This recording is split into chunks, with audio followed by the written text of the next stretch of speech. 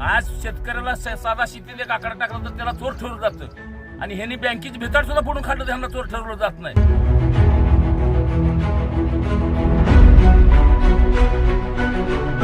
प्रशासन म्हणून इथं नुसतं नावालाच आहे, त्यांचं कुठलंही कामच नाही, फक्त पगार घेणे शासनाचा आणि पंख्याखाली बसणे हा एवढाच धंदा आहे त्यांचा.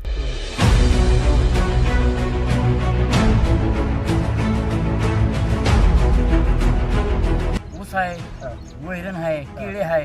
लाख 1.5 लाख 2 लाख रुपये खर्च केला मी. 1,70,000 रुपये खर्च केला केळीला. ती जर उद्या बाजारात नाही माल गेला तर मला फास घ्यायची पाळी येणार आहे. थापा मारायचे पण अगदी कुठल्या पक्षाला काढावून कुणाला ठेवावून कुणाला दडवावं, सगळं गडी एकसारखं एका लेवलचं आहे. शेतात पाणी असेल तर त्याच्या अंगात पाणी असतं, त्याच्या लेकराबाळाच्या अंगावर पाणी असतं. शेतात जर पाणी नसेल तर त्याच्या तोंडावर मारायला सुद्धा पाणी नाही. अशा आज शेतकरी आणि आमच्या हक्काचं नाही कुणाच्या बापाचं. जय जवान जय किसान. शेतकरी एकजुटीचा विजय असो. नमस्कार, मी मुकेश. महाराष्ट्र माझामध्ये आपलं सर्वांचं मनपूर्वक स्वागत. दर्शको, मी आता पंढरपूर जवळ असलेलं सोनकी तलावावरती त्या ठिकाणी आहे आणि आज सोनकी तलावावरती आज दुसरा दिवस आहे. या ठिकाणी उपोषणचा त्या ठिकाणी शेतकऱ्यांकडून चालू झाले. हे उपोषण नेमकं कशासाठी आहे, शेतकरी नेमकं या ठिकाणी उपोषणाला कशासाठी बसले, त्या पाठीमागचं कारण काय हे करता आपण त्यांच्याकडून जाणून घेणार आहोत.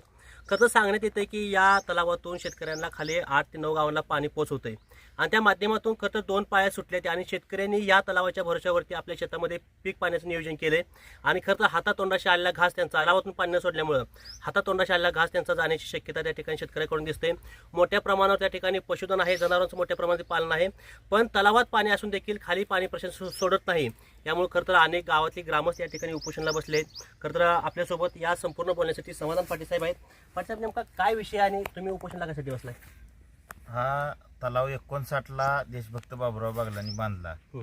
त्यावेळीपासून पाठीमागच्या एक 7-8 वर्षापर्यंत कुठलीही अडचण नव्हती, पण ह्या 8 ते 9 वर्षामध्ये इथं एवढ्या भयानक अडचणी यायला लागली की आज तलाव उशाला आणि कोरड घशाला.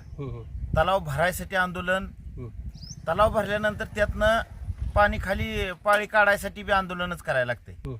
कॅनल ना दुरुस्त आहे. आता शेतकऱ्याची पिकं अक्षरशः जळायला लागली आणि गेल्या वर्षी हा तलाव भरलेला नव्हता. बरोबर. त्यामुळं सगळी पिकं जळून गेली, शेतकरी कर्जबाजारी झाला, मग मुलांचं शिक्षण आहे, मुलींचं लग्न आहे, अशा अनेक प्रश्नाला तोंड देत देत देत आता अक्षरशः अशी परिस्थिती आहे की आज गेल्या वर्षी पिकं जळली आणि आता जर जळली तर शेतकऱ्याला मग पुढं आत्महत्या करण्याशिवाय पर्याय राहणार नाही. एवढी वाईट अवस्था या भागातील शेतकऱ्यांची आहे. आज केळी असू द्या, ऊस असू द्या, फळबागा असू द्या, जनावराला चारा असणार कडवळ, मका, ही सगळी पिकं जाळून चालली ती. जबाबदार ह्याला कोणाला धरताय? सरकारला धरताय, प्रशासनाला धरताय? नाही, प्रशासन तर अतिशय घाळ आहे. म्हणजे त्यांचं कुठलंच लक्ष कसलंच नाही. अक्षरशः त्या म्हणजे इथं आता गेट आहे, त्या गेटला कुठला दरवाजा नाही, तिथं CCTV कॅमेरा नाही, कॅनल ना दुरुस्त आहे, झाडं झुडपं आहे ती. म्हणजे कुठलं प्रशासन म्हणून इथं नुसतं नावालाच आहे, त्यांचं कुठलंही कामच नाही, फक्त पगार घेणे शासनाचा आणि पंख्याखाली बसणे हा एवढाच धंदा आहे त्यांचा. इतका घाळ कारभार आहे भयानक. आणि ह्याच्यावर कुठल्याही सरकारच्या प्रतिनिधीचं कोणाचंच लक्ष नाही.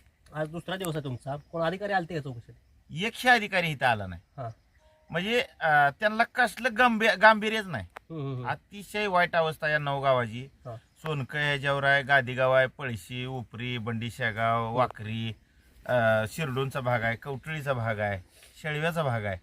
या सगळ्या गावातल्या लोकांच्या आज एवढी मोठी मागणी, एवढा मोठा प्रश्न असताना सुद्धा प्रशासन त्याच्यावर जाणून बुजून दुर्लक्ष करते. आता तलावात पाण्याची काय परिस्थिती आहे? सोडण्यासाठी पाणी आहे का तलावामध्ये? आहे ना. तलाव 100% भरल्यानंतर 3 आवर्तन निघतील. आता 2 दिले ती, 1 बाकी आहे. ती निघू बी शकते, पण ती मुद्दाम शेतकऱ्यांचं जाणून बुजून जळल्यावरच सोडायचं. बरोबर. अशा पद्धतीचा या प्रशासनाच्या आणि इथल्या अधिकाऱ्याचा कारभार आहे. या आज शेतकरी दिसूधडीला लागलाय केवळ आणि केवळ इथल्या घाळ कारभारामुळे आणि इथल्या प्रशासनामुळे. आता या संदर्भात तुमच्यासोबत कोणासोबत बोलणं झालंय का? तुम्ही कोणाला सूचना केली होती का आम्ही उपोषणाला बसणार आहे? त्यांच्याकडून काय फोन? आम्ही पालकमंत्र्यांना निवेदन दिले, आमदारांना सगळ्या आम्ही निवेदन दिली. ती आपल्या फलटणला जाधव साहेब आहेत, त्यांना दिले. इथं पंढरपूरला उपविभागीय कार्यालय नेरा उजवा कालवा पासलकर साहेब आहेत, त्यांना निवेदन दिले. आणि ह्याच्या अगोदर आम्ही 1 दिवसाचं आंदोलन पंढरपूरला उपविभागीय कार्यालयासमोर केलं, पण त्यावेळेस साहेबांना आश्वासन दिले की तुमचं आंदोलन थांबवा, आम्हाला एसी साहेबाची परमिशन घ्यायला 2-3 दिवस वेळ द्या, आम्ही 25 तारखेला तुम्हाला पाणी सोडू. 25ला आम्ही संपर्क साधल्यानंतर त्यांनी उडवाउडवीची उत्तर द्यायला चालू केली. आंदोलनाची पुढची दिशा काय असणार आहे? आंदोलन आता आमरण उपोषण चालू आहे. नाही दखल घेतली तर ह्याच्यापेक्षा तीव्र आंदोलन होईल बर. आणि शेतकरी सगळ्या रस्त्यावर येतील. आणि या संदर्भात कोण डॉक्टर तुमच्यापर्यंत आलाय का? पोहोचलाय सकाळपासून कालच्यापासून इथं काय चौकशी झाली आहे? डॉक्टर पोचला नाही, काय नाही, हा. म्हणजे त्यांना काळजीच नाही हो. अतिशय वाईट अवस्था आहे. गोरगरीब शेतकऱ्याची देणं घेणं कुणालाच राहिलेलं नाही, अशी अवस्था आहे. प्रत्येक जण फक्त स्वतःला पुढारी नेता ही फक्त व्हॉट्सअप फेसबुकवरनं कुठं तर मी काहीतरी करतो या, ही फक्त दाखवाय पुरतं आणि त्याच्यात जेव्हा गोरगरीबाई मतं घेणे एवढाच धंदा चालू आहे. दुसरा ह्याच्यात खरं मनापासून काम करायची मानसिकताच कुणाची राहिली. बरोबर. तर तुमच्या जे सोबत गाव आहेत खालच्या 8-9 त्यांचा तुम्हाला सपोर्ट कसा आहे या संदर्भात? जनतेचा सपोर्ट आहे, नेत्याचा एका सुद्धा सपोर्ट नाही. म्हणजे सगळं नेतं ही लाचार झाली आहे. आणि मोठमोठ्या नेत्यासमोर मला कॉन्ट्रॅक्ट मिळेल का, मला जिल्हा परिषद तिकीट मिळेल का, मला कारखान्यात तिकीट मिळेल का, मला ग्रामपंचायतच्या सरपंच पदाची मला उमेदवारी देतील का, ह्याच्यात ही लाचार झालेली माणसं आहे ती. मला कुठं ठेका मिळेल का, आणि मग ह्याच्यात ती स्वतःचा स्वार्थ आणि लाचारी पत्करून त्यांनी जनतेला वाऱ्यावर सोडलेलं नेतं म्हणून गावात मिरवणं हा एवढा धंदा त्यांचा आहे. पावसाळ्यात अजून 2-2.5 महिने टायमिंग आहे. शेतकऱ्याच्या शेतामध्ये पिकं अक्षरशः जळायला लागली तुम्ही म्हणताय.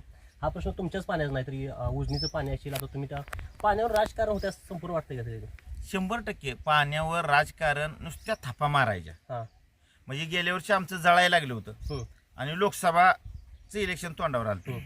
आमच्या त्या नेता आला आणि त्यांनी सांगितलं उद्याच पाणी येतंय, तुम्ही आपल्या सगळ्या लोकांना सांगा. आणि त्यावेळेला आंदोलन चालू होतं. पाणी आलेलं नाही, त्यानंतर पाऊस आला, त्यानंतरच तळ भरलं. म्हणजे नुसत्या थापा माराय. लोकप्रतिनिधी असू द्या, खासदार असू द्या, किंवा जे त्या रेसमधली नेते मंडळी असू द्या, थापा मारायच्या फक्त. अगदी कुठल्या पक्षाला काढावून कुणाला ठेवावून कुणाला दडवावं, सगळं गडी एकसारखं एका लेवलचा आहे. प्रश्न महाराष्ट्र माझ्या माध्यमातून अधिकारी असतील, राजकारणी यांना काय संदेश द्यायचा?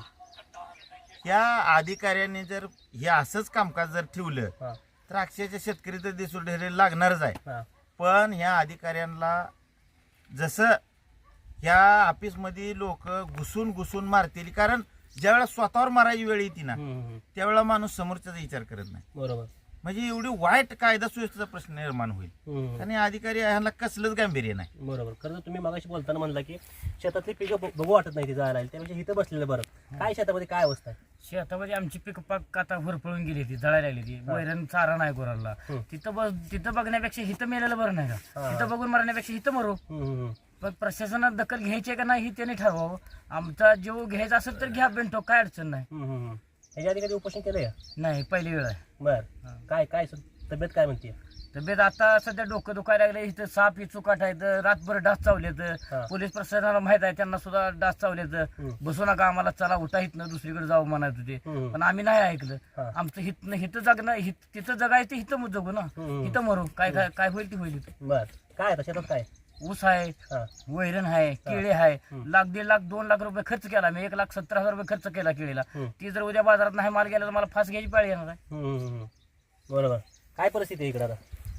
परिस्थिती भरपूर गंभीर आहे. आता पिण्यासाठी पाणी नाही. आम्ही टेलचे शेतकरी आहे. तर वाखरी. तर आमच्यापर्यंत पाणी आतापर्यंत पोचते, पण जेवढी गंभीर परिस्थिती आहे तेवढी आता इथं तळ्या शेजारी इतकी गंभीर परिस्थिती नाही. आम्हाला आजपर्यंत ह्यांनी फक्त की ह्याच्यात धरलं की पाणी देऊ तुम्हाला, फक्त आम्हाला लेखी काही स्वरूपात सांगितलेलं नाही त्यांनी. मग आता बघू, फोनवर त्यांनी फक्त चर्चा होती की तुम्हाला आम्ही पाणी सोडण्याचा काहीतरी निर्णय घेऊ, आणि गांभीर्यानं कोणताच विचार होत नाही. तळ्यात पाणी सोडायचं असेल तर आंदोलनच करायचं, तळ्यातून पाणी घ्यायचं असेल तर आंदोलनच करायचं. मग असं कुठपर्यंत आम्ही चालायचं? मग ह्याचा काहीतरी विचार करावा, लोकप्रतिनिधीनं विचार करावा किंवा प्रशासनानं विचार करावा. इथं आम्ही लेकरं बाळ सोडून राहतो म्हणजे काय आम्हाला काही इथं हाऊस आहे का? बरोबर. मग ह्याचा काहीतरी त्यांनी गांभीर्याने विचार करावा. विचार करणं गरजेचं आहे. गावातली पोरं उपोषणाला बसली ती काय परिस्थिती, काय सांगतात? अहो गावातली पोरं नुसती उपोषणातल्या लोकांना आता मराठी पाळी आली, त्याशिवाय पर्याय राहिलेला नाही. आज एका पाळीवर जर फॉर्म दिलेत, हजारो रुपयानं आम्ही बाक्या भरल्याच आहे, त्यावेळेला काय तर घरातलं मोडून तोडून आम्ही आणून पैसे शासनाच्या हवाली केले ते. आणि आम्ही लिखी फॉर्म दिलेत, आम्ही तोंडी नाही घेतलेलं पाणी. आणि एका पाण्यावर जर असं पिकं येतात का एका पाण्यावर? ह्यांना शेतकऱ्याचं का गांभीर्य आहे का नाही या गोष्टीचं? एका पाण्याचं जर फॉर्म देत असतील, एका पाण्यावर जर पिकं पडत असेल तरी मोठं बटन दाबलेला पंखा चालू होत नाही. मग शेतीला पाणी लागतं. शेतकऱ्याच्या शेतात पाणी असेल तर त्याच्या अंगात पाणी असतं, त्याच्या लेकराबाळाच्या अंगावर पाणी असतं. शेतात जर पाणी नसेल तर त्याच्या तोंडावर मारायला सुद्धा पाणी नाही, अशा आज शेतकऱ्याची अवस्था झालेली आहे. तर प्रशासनानं ह्या गोष्टीचा विचार करावा, लोकप्रतिनिधींनी विचार करावा. परंतु हे नुसता गोट्याचा डाव चाललाय ह्यांचा, लोकांना विटीला धरल्यासारखं यांचं कारभार चाललेला आहे. लोकांनी काय मारायचं का इथं? बरोबर. इथं आज अवस्था काय झाली? चाऱ्याचा प्रश्न आहे, पिण्याच्या पाण्याचा प्रश्न आहे, सगळ्याचा प्रश्न आहे. मग आज ह्या शेतकऱ्यानं कुठं पाप केलंय? आज शेतकऱ्याला साधा शेतीत एक आकडा टाकला तर त्याला चोर ठरवलं जातं, आणि ह्यांनी बँकेची भिताड सुद्धा फोडून काढलं, त्यांना चोर ठरवलं जात नाही. काय अवस्था चालली आहे आज देशातल्या आपल्या? आज 75वा देशाचा स्वातंत्र्य दिन साजरा केला जातो. मग कुठं स्वातंत्र्य आहे? कुणाला मिळालंय स्वातंत्र्य? हा, आज ही आमच्या बरोबर सिक्युरिटी आहे, ही ताबती ती आमच्या त्यांना सुद्धा त्रास होत सहन करतो. ही का सुखाने बसलोय का आम्ही इथं? आम्हाला घरच्या बायका बसू द्या, आम्ही इथून बसलोय का? बरोबर. तर शेतीला पाणी द्यावं हीच सरकार आमची मायबापा. आमदार खासदार काय करतील? आमदार खासदार काय नुसतं होय म्हणून नुसतं म्हणून आमच्या पाणी बसत येणार तुम्हाला द्यायचं आहे, संपला विषय जावा. हीच आज बघतोय आम्ही 15 दिवसापासून ही खेळ चाललाय आमचा. बरोबर. आणि आम्हाला नुसतं खेळवलं जातं या. बरोबर. आम्ही सगळ्या प्रतिनिधीला भेटलोय, अधिकाऱ्यांना भेटलोय, पण एकानं सुद्धा आमची कोणाची अगदी रग लावून दखल घेतलेली नाही. बरोबर. फक्त देऊ. खरं तर याला शेतकरी जबाबदार असं वाटतं की शेतकऱ्यांना अर्ज भरले तर शेतकऱ्याची मागणी आहे खालच्या? शेतकऱ्यांनी अर्ज भरले, शेतकऱ्यांनी बाकी भरली, आणि बाकी ह्यांनी 2019ला 5 पट बाकी आणलेली. म्हणजे आता ऊसाचा फॉर्म द्यायचं म्हणलं तर 4,800 रुपये, डाळिंबीचा फॉर्म द्यायचं म्हणलं तर 4,800 रुपये, ती कुठं तर 700 रुपये होता. बर. इतक्या पटीत त्यांनी एका बाजूला बाकी वाढवली, आणि ती बाकी जर थांबली तर त्याला व्याज लावले. बर. एका शेतकऱ्याला 1 लाख बाकी, 50,000, 47,000. म्हणजे आता आमच्याकडे 42,000 रुपये बाकी. बर. म्हणजे प्रत्येकाकडे असं मोठं आकडा आहे. एवढं मोठं आकडं सुद्धा लोकांनी भरले आहेत. बर. अक्षरशः काय जणांनी व्याजाने पैसे काढलं, कोणी दारातली जनावर विकलं, कोणी सोनं घाण टाकलं, कोणी मोडलं, पण पैसे कोणी उसनं घेतलं, पण पैसे भरलेत. मग आता पैसे भरून जर पाणी तुम्ही सोडत नसला तर किती मोठा अन्याय आहे. बरोबर. खरं तर सगळ्यात महत्त्वाचं म्हणजे एवढं दुर्दैव आहे.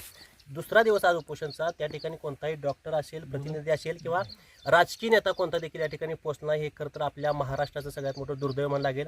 पाण्यासाठी अजून सुद्धा शेतकऱ्याला झगडावं लागतं. या भारत हा कृषीप्रधान देश असं सातत्यानं सांगितलं जातं, पण शेतकऱ्याची काय अवस्था आहे ते खरं तर शेतामध्येच गेल्यावर त्या ठिकाणी कळते. धरण उशाला आहे, पण खालच्या असणाऱ्या त्या ठिकाणी लोकांच्या घशाला कोरड पडली, अक्षरशः पिकं अक्षरशः लोकांची जाळं लागली ती, म्हणून शेतकरी या ठिकाणी मोठ्या प्रमाणात बसले. ते एकच सांगणं आहे खरं तर हे आंदोलन जेवढं शांत आहे तेवढं शांततेत मिटवता येईल तेवढं प्रशासनानं प्रयत्न करावा. पण हे जर आंदोलन चिघळायच्या आज जर प्रशासनाने प्रयत्न नाही केला तर याला उग्र रूप नक्कीच धारण होऊ शकते. या अक्षयसोबत मी मुकेश, महाराष्ट्र माझा, सोनके.